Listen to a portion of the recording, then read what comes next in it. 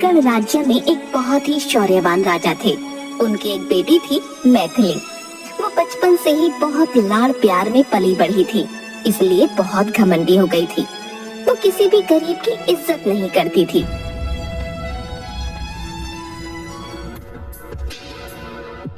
मैथिली, कहाँ हो आप? हमें मंदिर जाना है। क्या फिर से मंदिर?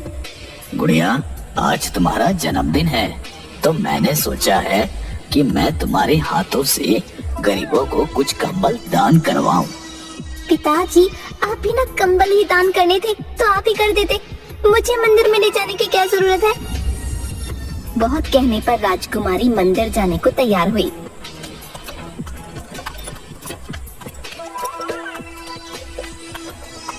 पर मंदिर में राजकुमारी सबको कंबल फेंक कर देती है। बेटा, थोड़ा इज्जत से कंबल दो। तब ये गरीब राजकुमारी को आशीर्वाद देने के लिए उसके सिर पर हाथ रखता है। ये क्या कर रहे हो तुम? दूर रहो मुझसे। फिर एक किसान वहाँ पर फलों की टोकरी लेकर खड़ा हो जाता है। महाराज, मैंने सुना है कि आज राजकुमारी जी का जन्मदिन है, तो मैं उनके लिए कुछ मीठे फल लेकर आया हूँ। राजकुमारी, देखो, तुम्हें बेर बहुत पसंद है ना? ये लो। क्या ये भिखारी मेरे लिए फल लेकर आए हैं और आपको लगता है कि मैं इस भिखारी के हाथों से ले लूंगी? फिर फलों की टोकरी को लात मारकर वो सारे फल नीचे गिरा देती है। इन्हें कह दो ले जाए अपने फल। राजकुमारी, ये क्या बदतमीजी है? माफी मांगो इनसे, ये बड़े हैं तुमसे। नहीं पिताजी, मैं नहीं मांगूंगी माफी वाफी। और वहाँ से चली जाती है।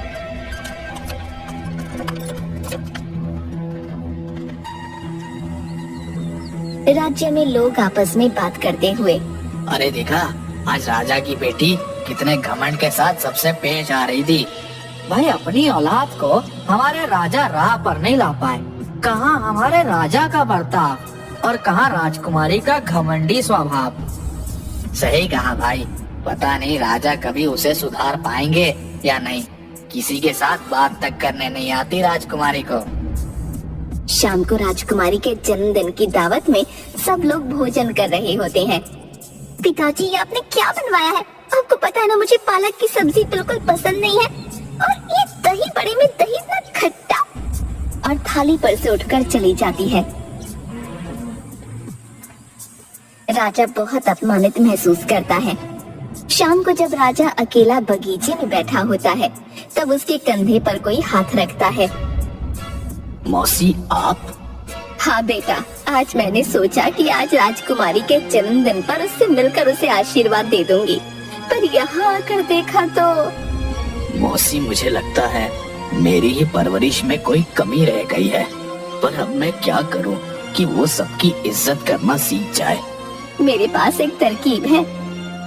देख, मैं राजकुमारी के लिए कंगन लेकर आई हूँ। राजा की मौसी राजकुमारी को कंगन पहनाती हैं, पर वो कंगन राजकुमारी को चुभ जाते हैं। मौसी, आप ये क्या कर रही हो? मुझे बहुत दर्द हो रहा है, नहीं पहनना मुझे कोई कंगन। कुछ दिन बाद राजा का पूरा राज्य दूसरा राजा हड़प लेता है। राजा राजकुमारी को लेकर एक छोटे से गांव में जाकर रहने लगता है। बेटा, अब हमें यही रहना पड़ेगा। क्या यही? पर पिताजी, मैं इस झोपड़पट्टी में कैसे रहूंगी? आपको पता है ना, इन गरीबों को देखकर मेरा दम घुटता है, और आप मुझे इन्हीं के बीच में रहने के लिए कह रहे हैं। हाँ बेटा, पर तुम्हें तो पता ही है ना कि अब मेरा पूरा राज्य मुझसे छीन चुका है, तो हमें कुछ दिनों के लिए यहाँ रहना होगा। फिर राजा और राजकुमारी दोनों उसी झोपड़पट्टी में रहने लगते हैं। एक दिन राजा को काम के सिलसिले से कहीं बाहर जाना पड़ा। बेटा, कुछ दिनों के लिए मुझे दूसरे राज्य में जाना पड़ेगा, बहुत जरूरी काम है। पर पिताजी, मैं यहाँ अकेली इन भिखारियों के बीच में नहीं रह सकती। आप मुझे भी अपने साथ ले चलिए ना। नहीं बेटा, वहाँ तुम्हारी जान खतरे से खाली नहीं होगी। तो फिर आप भी मत जाइए। काम बहुत जरूरी है, नहीं तो तुम्हें छोड़कर मैं बिल्कुल नहीं जाता। अच्छा सुनो, यहाँ पर तुम्हें ही खाना बनाना होगा, और हाँ, सारा काम भी तुम्हें ही करना पड़ेगा। तुम थोड़ा अपना ध्यान रखना। और हाँ, अगर कुछ समझ ना आए तो आसपास किसी से मदद ले लेना। राजा वहाँ से चला जाता है। बहुत जोरों की भूख लग रही है, पर अब यहाँ तो मुझे ही खाना बनाना पड़ेगा। पर ये चूल्हा, ये कैसे जलाऊं? कैसे चलता है ये? वो चूल्हा जलाने की बहुत कोशिश करती है, पर फिर भी नहीं जलता। उसे ऐसे देख एक बूढ़ी औरत उसके पास आती है। क्या हुआ बेटा? कुछ नहीं, तुम्हें क्या? जाओ और जाकर अपना काम करो। अरे अपना काम ही कर रही थी, पर मैंने घर में इतना धुआं निकलते देखा तो देखने आ गई कि क्या हुआ। यहाँ आकर देखा तो तुम चूल्हा जलाने की कोशिश कर रही थी। लाओ मैं तुम्हारी मदद कर दूं। मैंने कहा ना तुम्हें, मुझे तुम्हारी जरूरत नहीं है, मैं खुद चूल्हा जला लूंगी। अच्छा ठीक है, तो तुम ऐसे ही कोशिश करती रहना। अच्छा सुनो, जला दो चूल्हा। फिर बुढ़िया चूल्हा जला देती है और खाना बनाने में भी राजकुमारी की मदद करती है। तभी उसकी पोती गंगा उसे बुलाने आती है।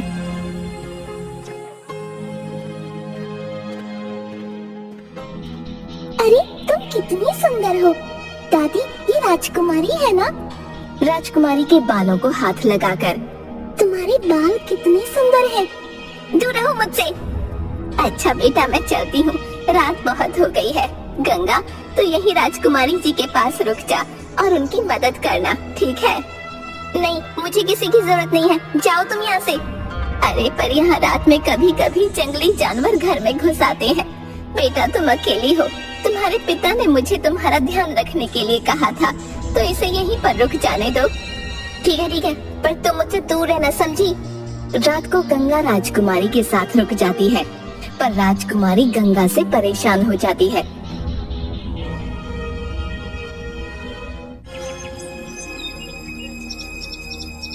अच्छा सुनो, मुझे दूध पीना है, यहाँ पर दूध कहाँ मिलेगा? वो तो ठीक है, पर आप पहले मुझे ये बताओ कि आप गाय का दूध पियेंगी कि भैंस का? अरे किसी का भी दूध ले आओ। तो आप एक काम कीजिए, आप मेरे साथ चलिए, मैं आपको तबेले से ताज़ा ताज़ा दूध पिलाऊंगी। क्या तबेला? ये क्या होता है? चलो आज मैं आपको दिखाती हूँ। फिर गंगा राजकुमारी को तबेले में लेकर जाती है।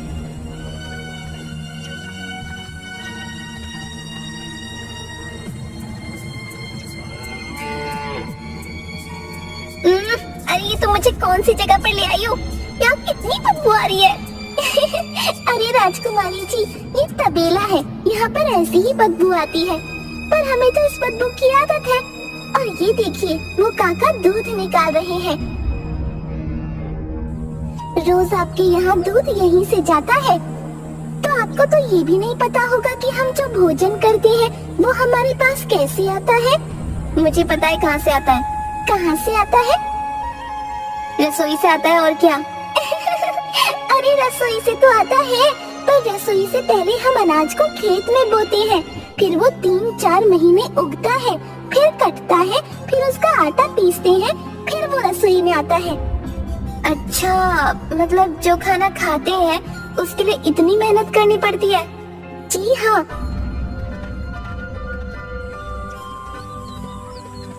वो देखिए,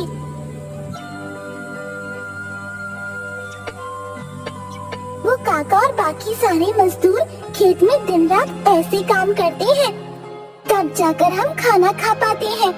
अब चलिए, मैं आपको आपके घर तक छोड़ देती हूँ। गंगा और राजकुमारी दोनों घर चली आती हैं।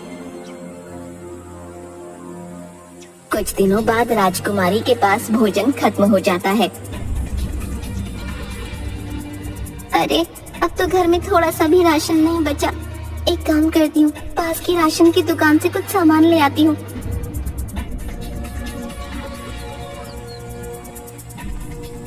काका कुछ चावल, थोड़ा आटा और दाल दे दीजिए। ठीक है बिटिया।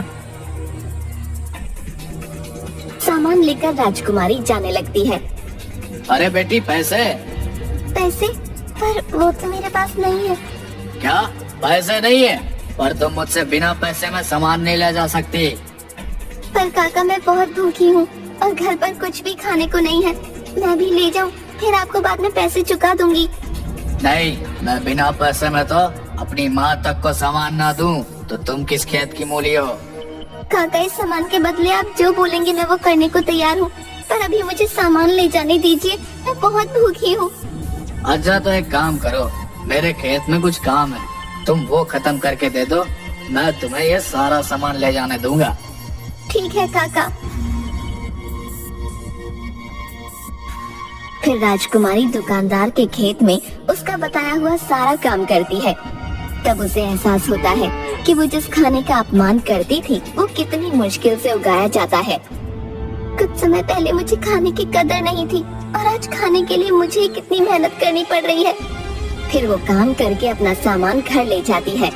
राजकुमारी को बहुत तेज बुखार आ जाता है। राजकुमारी जी, राजकुमारी जी, अरे आप तो बहुत कांप रही हैं। फिर गंगा राजकुमारी के हाथों को अपने हाथ में लेकर मसलने लगती है, तो देखती है कि उसके हाथों में छाले पड़ गए हैं। अरे आपके हाथों में तो छाले हो गए, मैं अभी दादी को बुलाकर लाती हूँ।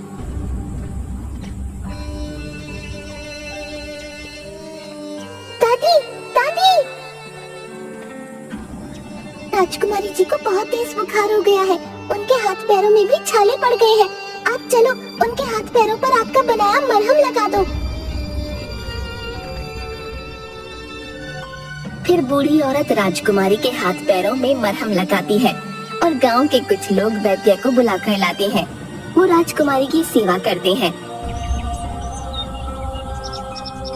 राजकुमारी सुबह उठती है तो देखती है कि उसके लिए सभी गांव वाले बहुत परेशान हो रहे हैं और गंगा को उसके पैर दबाता देख राजकुमारी बोलती है, अरे गंगा, तुम ये क्या कर रही हो? हटो यहाँ से। मुझे पता है राजकुमारी जी, आपको मैं बिल्कुल पसंद नहीं हूँ, पर आपको कल रात से बहुत तेज बुखार था, बस इसीलिए हम सब यहाँ पर। ये सब सुनकर राजकुमारी का सारा घमंड चूर चूर हो जाता है। तभी राजा वहाँ आ जाता है।